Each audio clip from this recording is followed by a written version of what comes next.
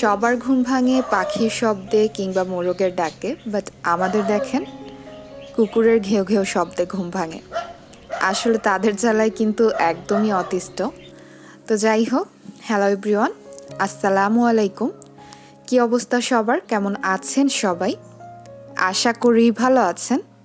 আমরাও আল্লাহ তাআলার অশেষ রহমতে ভালোই আছি আলহামদুলিল্লাহ। আমি সুমাইয়া জান্নাত আপনাদের মাঝে আবারও একটি নতুন ব্লগ নিয়ে হাজির হয়েছি। আশা করছি পুরো ভিডিওটি জুড়ে আমার পাশেই থাকবেন। আই হোপ আপনাদের কাছে ভালোই লাগবে। তো যাই হোক, খুব সকাল সকালই কিন্তু ঘুম থেকে উঠেছি, আর যেহেতু ছুটির দিন চেষ্টা করেছি একটু ভিন্ন ধরনের নাস্তা তৈরি করার। রোজ তো দেখা যায় রুটির সাথে ডাল কিংবা ভাজি দিয়েই খাওয়া হয়। আজ কিন্তু আলুর দম করেছিলাম, আর আলুর দমটা কিন্তু সোহর বাবার অনেক বেশি পছন্দের। তো সকাল সকাল মজাদার নাস্তা খাওয়ার পর এখন এক কাপ চা নিয়ে নিচ্ছি। আর সকালের শুরুটা যদি এরকম এক কাপ ধোয়া ওঠা চায়ের সাথে হয় তাহলে দিনের শুরুটাই বলা যায় ভালো দিয়ে। আসলে দিনের শুরুটা যদি সুন্দরভাবে হয় আমার মনে হয় সারাটা দিনই কিন্তু ভালো কাটে। মাশাআল্লাহ, আমার গাছের গোলাপটা অলমোস্ট ফুটে গিয়েছে, আর এর সাথে যদি এক কাপ চা না হয় কেমন হয় বলেন?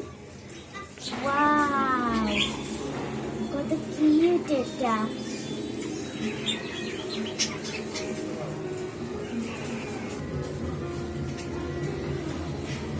সুন্দর ঘ্রাণটা।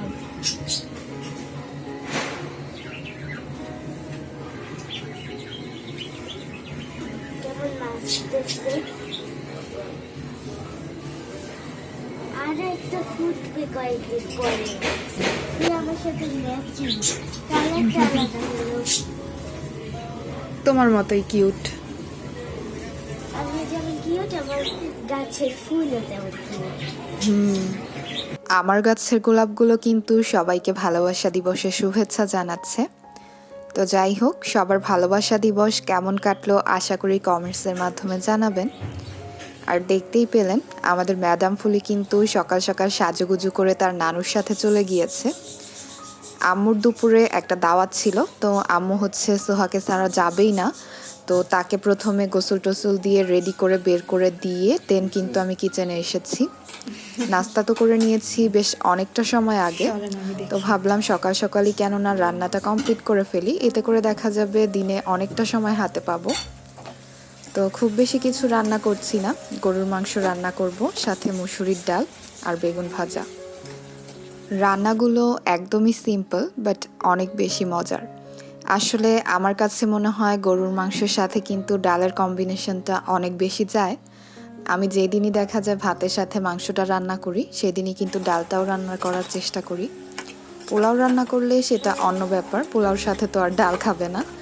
তো যাই হোক, এখানে হচ্ছে বিফটা খুব ভালোভাবে কষিয়ে নিয়েছি, আর এবারে বড় বড় টুকরো করে রাখা আলুগুলো দিয়ে আমি আরও একটু সময় কষিয়ে নিচ্ছি। অনেকে আছে এই সময়টায় আলুটা ভেজে অ্যাড করে, বাট এগুলা যেহেতু নতুন আলু, তো কষিয়ে রান্না করলেও কিন্তু খেতে খারাপ লাগে না, অনেক বেশি মজার হয়। আর এদিকে ডালটা হয়ে গিয়েছে, ডালে বাগার দিব। তো বাগার দেওয়ার জন্য পেঁয়াজ রসুনটা প্যানের মাঝে দিয়ে ভালোভাবে ভেজে নিচ্ছি।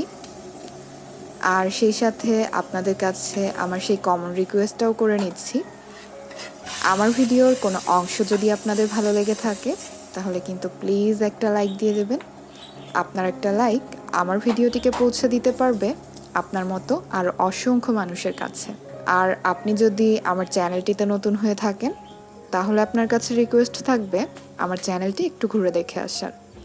তারপর যদি মনে হয় আমি আপনার সাবস্ক্রিপশন লিস্টে থাকার যোগ্য তাহলে কিন্তু আপনি চাইলে আমার চ্যানেলটি সাবস্ক্রাইব করে রাখতেই পারেন।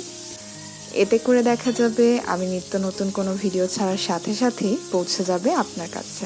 আর আপনি যদি অলরেডি সবগুলো কাজ করে থাকেন তাহলে আপনাকে জানাই অসংখ্য ধন্যবাদ। তো এই যে এখানে হচ্ছে ডালটা বাগার দেওয়ার পর সেই সেম প্যানে আমি বেগুনটাও ভেজে নিচ্ছি।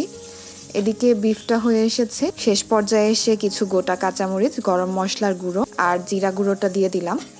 তো যাই হোক, খুবই অল্প সময়ের মাঝেই কিন্তু আজকে দুপুরের রান্নাবান্নাটা ডান করার চেষ্টা করেছি। আর এবারে দুপুরে খাওয়া দাওয়াটাও করে নিব। আমি কিন্তু এর আগেও আপনাদের সাথে শেয়ার করেছি, আমাদের বেশিরভাগ ডিসিশনগুলাই কিন্তু হুটহাট হয়ে যায়। তো আজও কিন্তু সেরকমই একটা দিন ছিল। বাহিরে কোথাও যাব জানলে হয়তো আরেকটু সিম্পলের মাঝে দুপুরের রান্নাটা করার চেষ্টা করতাম।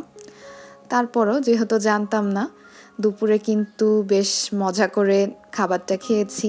আর খাবারটা খেতে বসেই কিন্তু প্ল্যানিং হলো যে কোথাও ঘুরতে যাওয়া যাক। তো কই যাব? সোহার বাবার পাগলামি আর কি। প্রায় সন্ধে হয়ে গিয়েছে, তার আগে বলছে চলো, যেহেতু বাণিজ্য মেলা চলছে তো সেখান থেকেই ঘুরে আসা যাক।